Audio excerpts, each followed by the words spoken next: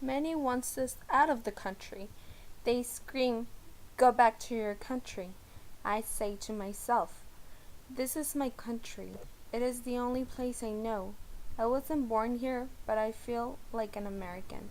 Don't I deserve to live a happy life here in the United States? Live the American dream?" DACA, or Deferred Action for Childhood Arrivals, was an executive order signed by President Obama. It was passed in June 2012. In it,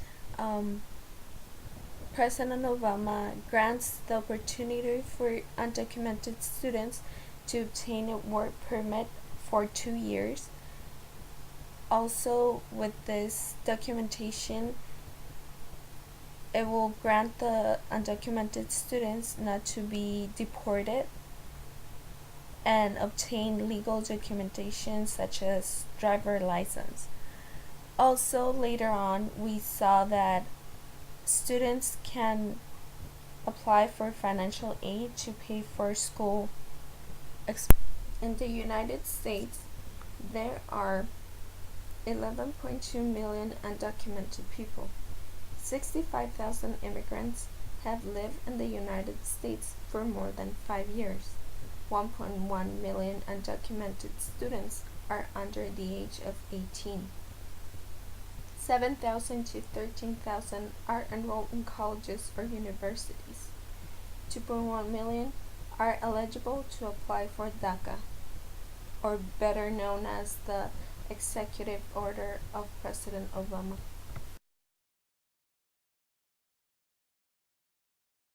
AB 540 is a category used for undocumented students. Under this category, AB 540 students pay for college or university tuition as residents since they have attended a high school and gotten their high school diploma, or at least they've received an equivalent as a high school diploma. In the last 3 years, the Office of Immigration Services has documented that immigrant students from Colombia, Mexico, Guatemala, Jamaica, Argentina, El Salvador, Peru, Venezuela, Uruguay, Costa Rica, Ecuador, Bolivia, Brazil, Dominican Republic, South Korea, Philippines, India, Pakistan, and Trinidad and Tobago have filed for DACA.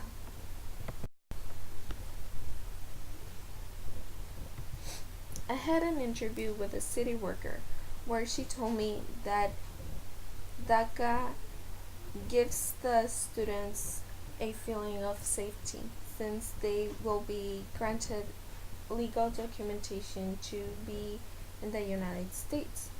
Also, she agrees with the idea of giving them the opportunity to have financial aid to pay for their school expenses. And her last thought was that DACA is a good way to help these students that will be studying and finishing a career, and then later on they will be finding jobs where they will give back that help to the country.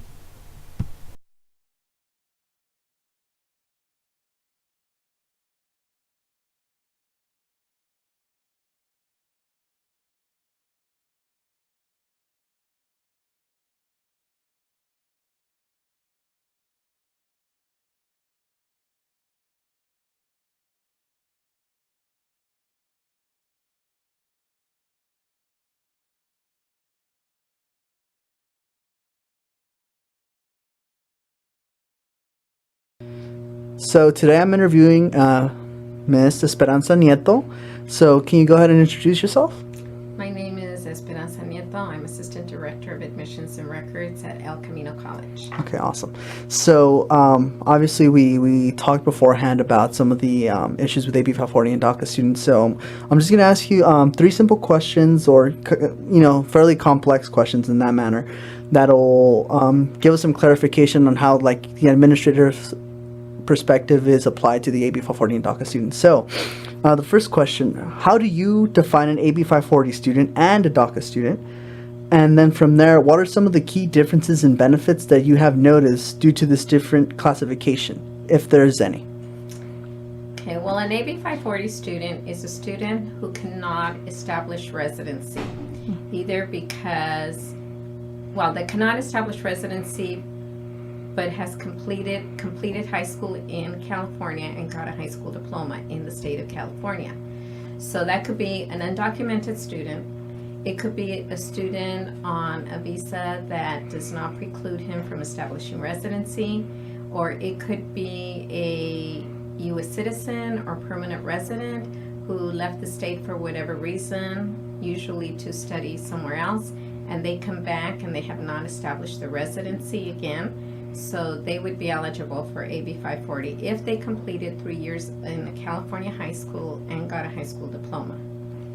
The DACA student is a student who was undocumented and applied for the deferred action that was offered, that is now being offered to students who came to the U.S. before the age of 17.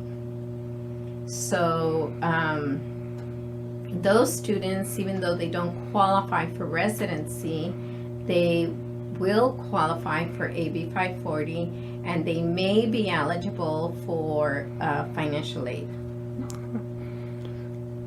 And some of the benefits that you've noticed, like between a DACA and AB 540 student, would you say that they're any different, or do you see them as nearly identical in some aspects? Or Well, AB 540 has benefited the undocumented students.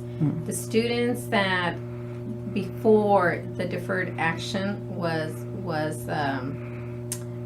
allowed,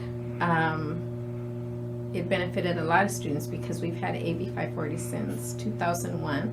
So even though it took a while for undocumented students to find out about it, once they found out about it, it has really helped them. Some of them have gone on to get their AA, even though they weren't always eligible for financial aid or for the fee waiver. They paid those resident fees and they completed their AA. So that has definitely been a plus for them to be able to go on with their education. The DACA students have it a little easier because when they apply for the deferred action, they're given an employment authorization card and with a particular class. That class or that employment authorization will not necessarily allow them to become a resident, but as a DACA student, they can apply for AB 540. And if they're under DACA, they can apply for financial aid and maybe granted according to their economic need. So they have it a little better. I think they have, they can get more benefits from being a DACA student than an AB 540 student. That we need to expand it. Okay. And then finally, having to deal with a lot of AB 540 and DACA students on a daily basis has given you many stories over the years, some good and some bad. From an administrative perspective, how do you see AB 540 and DACA student laws for students? Do you see them as fair? Do you see them as they can be, heavily revamped, reworked, or? Well, like I said, I think they should be expanded to the federal level, so that's how we can expand it and make it better and more fair. But I mean, I call it justice. I call these laws justice, meaning that I believe that we haven't served our undocumented student population well over the last, since I started working as a professional 2 decades ago. And I think that it's about time that we wake up as a state and hopefully one day as a country to say, you know what? These are students that want to do something productive in our lives. And it's an investment for us too. It's not just like we're giving them something. At the end of the day, we're investing in our society. We're investing in educating these students that are only going to give back to the income that we earn as a state and as a country. So really, it's an investment in ourselves as well. I think the other thing to say is people think that what this money that we give to undocumented students is some sort of a handout. It is not. Their parents also work. They also earn income. They also pay taxes. So if anything, like any other student, all we're doing is giving them the money that is generated by their parents' taxes, but for the best purpose in the world, which is to go to school.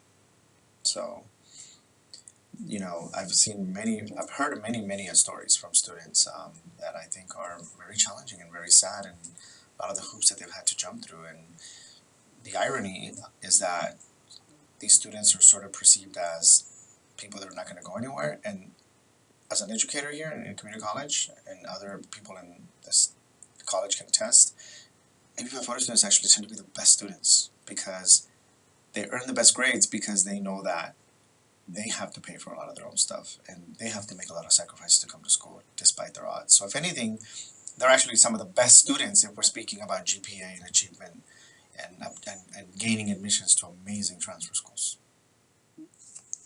Well, Mr. Rene, it's been a pleasure. Thank you so much for the interview, and I greatly appreciate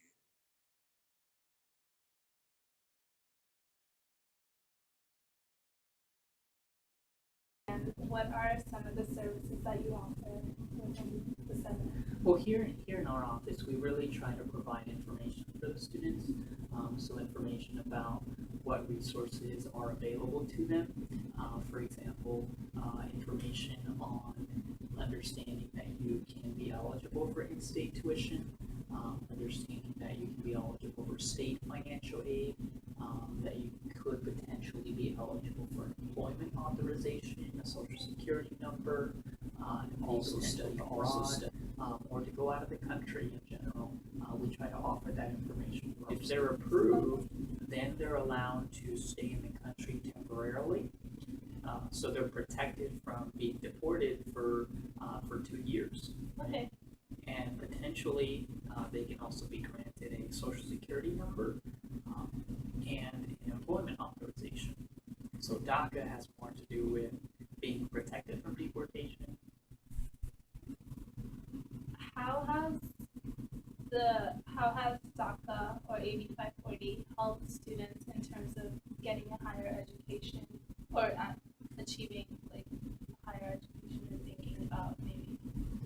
Well, AB 540 has been around since 2001, and I think AB 540 has definitely opened the doors for a lot of students because pre-AB 540, students were paying out of state approved for the deferred action for childhood arrivals, shorthand is called DACA. Okay. So if the students have been approved for DACA, then they can petition to travel outside of the United States through a process called advanced parole, and they have to apply to USCIS, and they have to go through an application process, submit an application, submit additional documents, verifying their need to go out of the United States. They have to pay for the application. There's really only 3 reasons for which they could go out. One is for employment reasons, like if they have a job and they need to go to a conference or they need to go to an interview outside of the United States. They can, another is humanitarian reasons, like if they have a sick relative or if they're attending a funeral, they can petition as well. And then the last one is more educational, so that's where our students can apply to study abroad, for example, if they wanted to, or to go like to an educational conference. But again, for all those reasons, they have to apply, and it usually takes a couple of months to hear back, and there's never a guarantee that it'll be approved, so it's more of an application process and wait to hear back what happens. Okay. So once they go, let's say that they do get approved, once they go outside of the US, they are allowed to come back with, that's like a given, or? Pretty much. Okay. What happens is once they get approved, USCIS, Immigration Services, will issue them a document that says that they're allowed to return to the United States. So as long as, nothing happens while they're out, right? Yeah. Nothing out of the ordinary happens, then they're allowed to re-enter. And we've already had students who've gone through that process. We've had students who have visited countries in Europe, countries in Latin America. We have some students who are going to be leaving for this summer to study abroad as well. So it's definitely something that's already happened.